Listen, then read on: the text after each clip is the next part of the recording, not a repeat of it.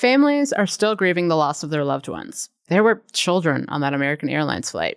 And the President of the United States is joking about going swimming and essentially blaming this tragedy on non-white people having jobs. A class act. It's Friday, January 31st. I'm Jane Coaston, and this is What a Day, the show asking God, the universe, Beyonce, whatever it might be out there, to deliver us from these Trump administration confirmation hearings. On today's show, Tulsi Gabbard and Kash Patel get their chance to flail in front of senators during their respective confirmation hearings, and Secretary of State Little Marco says he's headed to Panama. But let's start with the deadly plane collision between an Army helicopter and an American Airlines flight from Wichita, Kansas, late Wednesday night. The passenger plane was descending into Reagan International Airport outside Washington, D.C. when it collided with a helicopter on a routine training flight over the Potomac River. At the time of our recording Thursday night, all 67 people on the two aircraft are reportedly dead. The recovery mission in the icy Potomac is ongoing. President Donald Trump held a press conference Thursday morning to offer the obligatory thoughts and prayers speech. But then he immediately pivoted to blame the tragedy on Democrats and diversity, equity, and inclusion programs. He doubled down when reporters pressed him on his claims. I'm trying to figure out how you can come to the conclusion right now that diversity had something to do with this crash. Because I have common sense, okay? And unfortunately, a lot of people don't. We want brilliant people doing this. This is a major chess game at the highest level. It's not common sense. He has a hammer and saw a nail. To be clear, there is not a shred of evidence that DEI had anything to do with this. Investigators do not yet know what happened. But, never one to let available facts get in the way of a racist tantrum, Trump signed an executive order later in the day demanding a review of all hiring decisions and safety protocol changes under President Biden. He was also sure to cite, quote, likely illegal decisions during the Obama and Biden administrations that minimized merit and competence in the Federal Aviation Administration.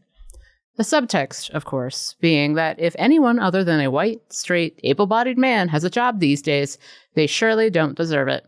Unless maybe it's one of those black jobs or Hispanic jobs Trump talked about so much on the campaign trail. When asked if he will visit the crash site, the president had a crass response. Do you have a plan to go visit the site or meet with any of the I have a plan responders? to visit, not the site, because you tell me, what's the site? The water? Or to meet with the first responders down there? I don't have a plan to do that. Families are still grieving the loss of their loved ones. There were children on that American Airlines flight. And the President of the United States is joking about going swimming and essentially blaming this tragedy on non-white people having jobs. A class act. It's the latest insult in, too many to count, since Trump took office not even 2 weeks ago. Democrats in Congress seem just as stunned and confused as the rest of us, especially as they confront two major problems. First, Republicans control Congress. And second, the Democratic brand has seen better days. According to new polling from Quinnipiac University, 57% of American adults have a negative opinion of the Democratic Party. 45% have a negative opinion of the Republican Party. So to find out what Democrats are going to do next to counter this horrifying nonsense, I called up Representative Jamie Raskin, who represents the good people of Maryland's 8th Congressional District. Congressman Raskin, welcome back to What a Day. I'm delighted to be with you guys. First of all, how are you doing? Well, you're kind to ask. Today is the birthday of my son, Tommy Raskin, who we lost several years ago. So we've been thinking a lot about Tommy and remembering what a joyful, beautiful boy he was. I'm so sorry. Well, that's all right. It's tough times all over, and we're also obviously mourning the deaths of all the people who were in the terrible crash last night. Now, the president would love us to believe that former President Biden and DEI are responsible for what happened. Every president faces tragedies, but it's so clear that Trump's instinct is to just immediately politicize them and blame them on his enemies. What do you do to counter the absolute stupidity and absurdity of those kind of statements? Well, a lot of them just kind of condemn themselves. You know, when the president says, without even any attempts to assemble any facts, that DEI is responsible for a collision between an airplane and a military helicopter.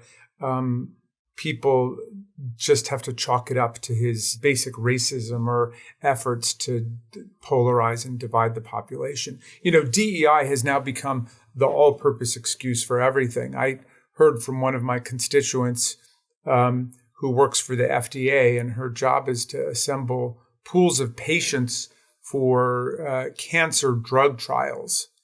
And one sentence in her 2-page job description is to do outreach to minority communities to make sure that minorities are included in the testing of the cancer drugs. And she was fired, put into administrative leave, and, set up to be fired permanently, because she is allegedly a DEI person. But in any event, I've been hearing a lot of my constituents who are in racial or ethnic minority groups have been reporting to me that they've been sacked, even though they don't have anything to do with hiring.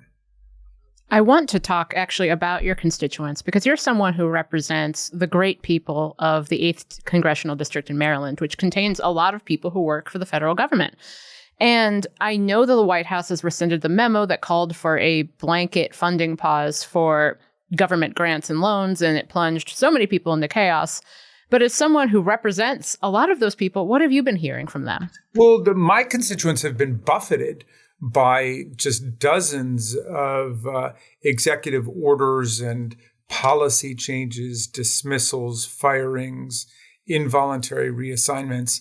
There's a lot going on. I have 50,000 federal workers who live in my district. And so they all got this Godfather offer memo with the title Fork in the Road, borrowed from the same memo that Elon Musk sent to the workers at Twitter when he bought that company.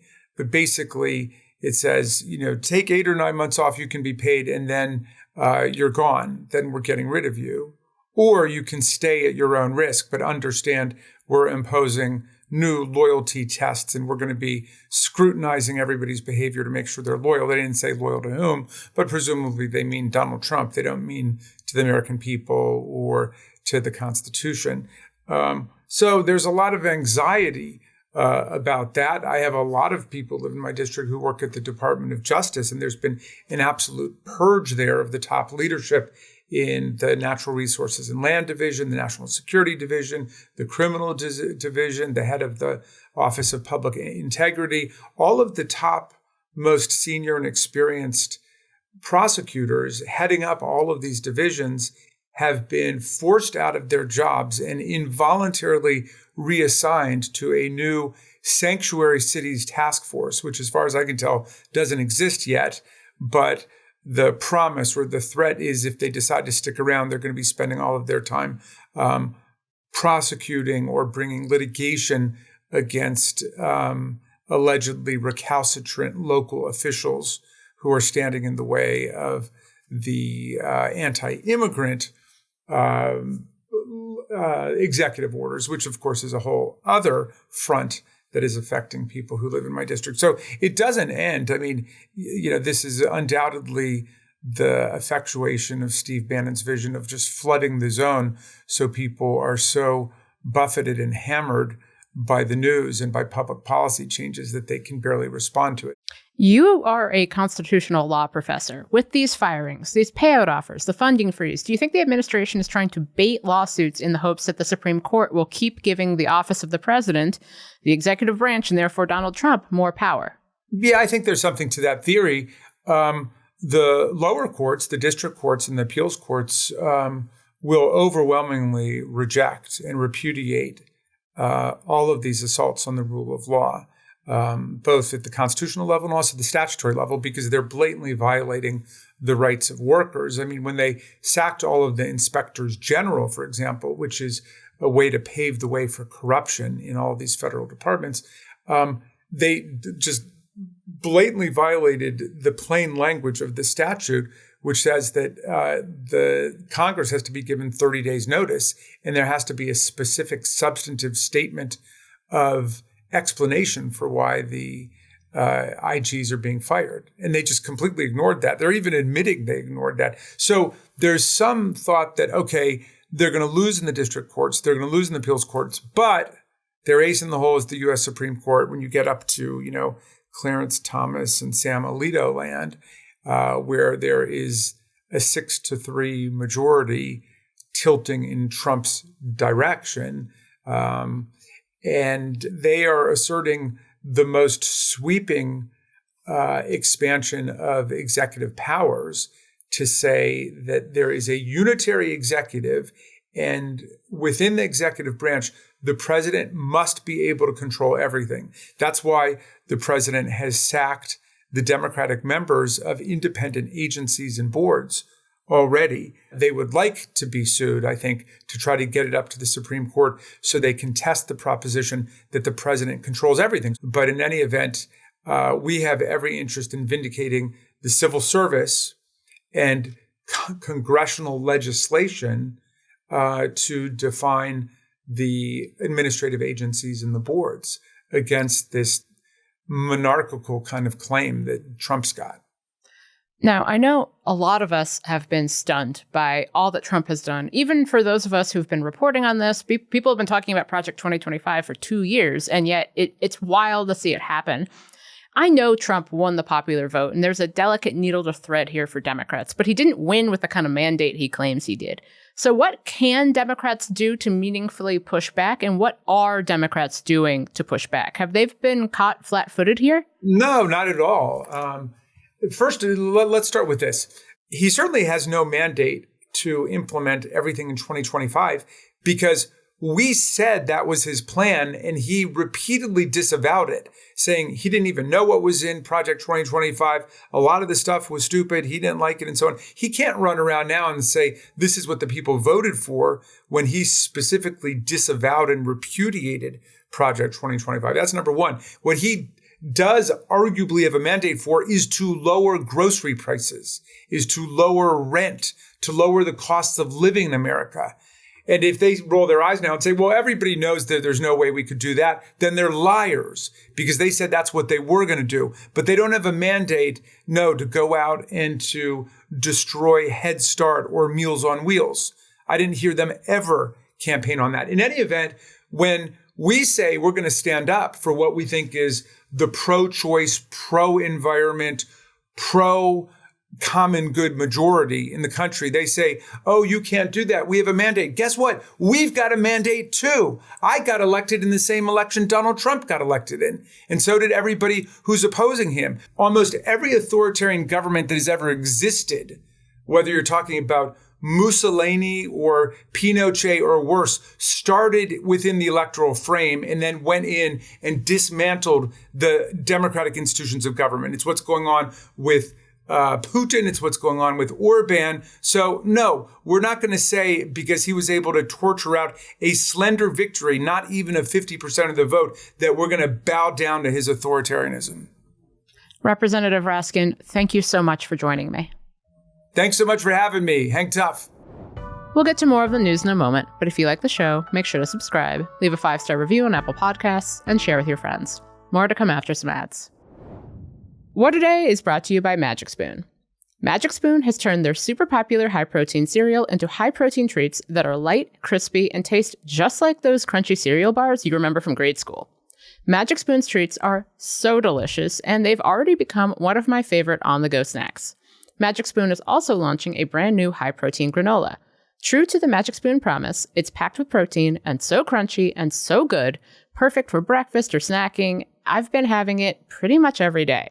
Magic Spoon's high-protein treats are crispy, crunchy, and an easy way to get 12 grams of protein on the go. They come in great flavors like marshmallow, chocolate peanut butter, and dark chocolate. And Magic Spoon's brand new granola packs in 13 grams of protein and 0 added sugars in amazing flavors like honey almond and peanut butter. Get $5 off your next order at magicspoon.com/day, or look for Magic Spoon on Amazon or in your nearest grocery store. That's magicspoon.com/day for $5 off. I want to warn the American people who are watching at home. You may hear lies and smears in this hearing that'll challenge my loyalty to and my love for our country. The Senate held more confirmation hearings on Trump's nominees on Thursday. Director of National Intelligence nominee Tulsi Gabbard was up first. Lawmakers had a lot of questions about the former Hawaii Congresswoman's relationship with authoritarian world leaders like former Syrian President Bashar al-Assad. I have no love for Assad or Gaddafi or any dictator. I just hate al-Qaeda. Despite what you just heard, Gabbard has long been criticized for meeting with Assad privately when he was still in power. To this day, she has not revealed what they discussed.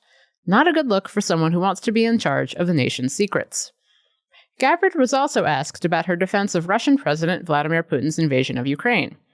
Democratic Senator Michael Bennet of Colorado brought up a tweet Gabbard made in 2022, on the day the war began, attacking Biden and NATO. You basically said that Putin was justified in rolling over the peaceful border of Ukraine, the first time since World War II that a free nation had been invaded by a totalitarian state, and you were there at 11:30 p.m. that night to say that you were with them, not us. Damn, Michael Bennet, someone had his Celsius. The Senate also held a confirmation hearing for FBI Director nominee Kash Patel on Thursday. Dems focused on whether or not Patel would use the FBI to go after Trump's political enemies if confirmed. They pointed to a list from Patel's book, a list of people he believes are part of the so-called Deep State. Democratic Senator Mazie Hirono of Hawaii asked Patel if he would investigate them if confirmed, and Patel didn't exactly say no. No one Yes or that no? did not break the law will be investigated. Patel was also grilled about his ties to right-wing conspiracy theorist Stu Peters. Peters is a conservative podcaster known for his Christian nationalist, neo-Nazi, and homophobic views. Patel denied knowing who he was, but senators quickly pointed out that Patel has appeared on Peters' show not once, but 8 times. Roll the clip. I got to go, Kash. Thank you so much for being here. We really appreciate it. Thanks, up against a hard break here. Thank you so much for being here. We appreciate it. Thanks so much. Appreciate it, Stu. Kash Patel, thank you so much for being here. We appreciate it. Thanks so much, Stu. Appreciate it. You've got a great show. Thank you. You've got a great show indeed. Those are the kinds of qualities we're looking for to lead the FBI. And Director of Health and Human Services nominee Robert F. Kennedy Jr. sat for his second confirmation hearing Thursday. Lawmakers continued to question him about crazy things he's said in the past. At one point, Democratic Senator Tim Kaine of Virginia pointed to a tweet Kennedy made last year while running for president, where he said, "Well, I'll let the senator say it." You go on to say, "I won't take sides. As president, I won't take sides on 9/11. Wow. Wow. En torno al tema del canal es imposible. Yo no puedo negociar. Panamanian President Jose Raul Mulino made it clear Thursday that ownership of the Panama Canal is not up for negotiation. That's despite President Trump's fixation on taking the canal back. Molino's comments come ahead of Secretary of State Marco Rubio's diplomatic visit to the country this weekend. Trump's focus on the Panama Canal intensified in December when he accused China of taking control of the waterway. His obsession even leaked into his inauguration speech. China is operating the Panama Canal, and we didn't give it to China. We gave it to Panama, and we're taking it back. For the record, China does not control the Panama Canal. The U.S. built the canal in the early 1900s. It was given to Panama by former President Jimmy Carter after the signing of 2 treaties in 1977. Panama took full control of the waterway in 1999. On Thursday, Molino reiterated the territory is neutral. The canal is now managed by an independent government agency, the Panama Canal Authority. Molino said he expects to meet with Rubio on Sunday. Israel and Hamas continue to honor the conditions of their ceasefire deal on Thursday. Hamas released 8 hostages from Gaza. Israel released 110 Palestinian prisoners in exchange. A key condition of the ceasefire requires Israel to make way for more humanitarian aid into the Gaza Strip. That could get complicated in the coming days. Israel's ban on the UN Agency for Palestinian Refugees, known as UNRWA, went into effect on Thursday. UNRWA has been a critical source of relief for Gazans since the start of the war in 2023. Israel passed a law last year ordering UNRWA to shut down all operations in Jerusalem, accusing its members of taking part in the October 7th attack. Enforcing the ban could potentially violate the ceasefire deal and restart the war. The civilian death toll of Israel's war with Hamas has exceeded 47,000. Today's spacewalk includes 2 NASA crew members, Expedition 72 Commander, who you see on the right side of your screen, NASA astronaut Sunny Williams, and Expedition 72 Flight Engineer Butch Wilmore. Remember those 2 NASA astronauts we talked about earlier this week? The ones Elon Musk pledged to save from the International Space Station? Well, on Thursday, Sonny Williams and Butch Wilmore took their first spacewalk together after being stuck at the space station for nearly 8 months.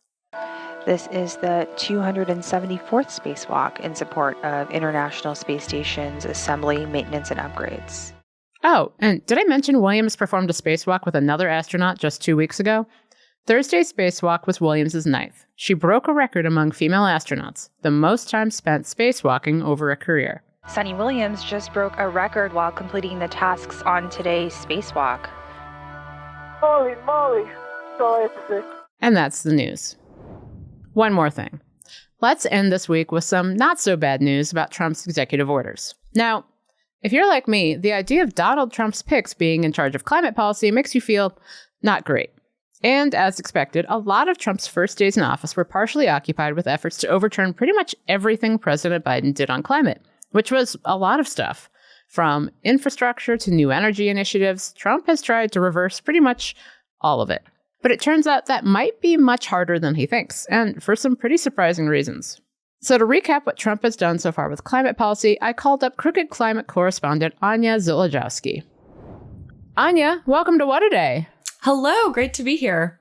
So Trump signed so many executive orders since taking office last week. His administration's attacks on immigration, LGBTQ plus rights, DEI, those have been the bigger headlines. But can you recap what orders the Trump administration has made on climate and energy policy so far? You know, the TLDR version is that he really is waging war on Joe Biden's climate legacy.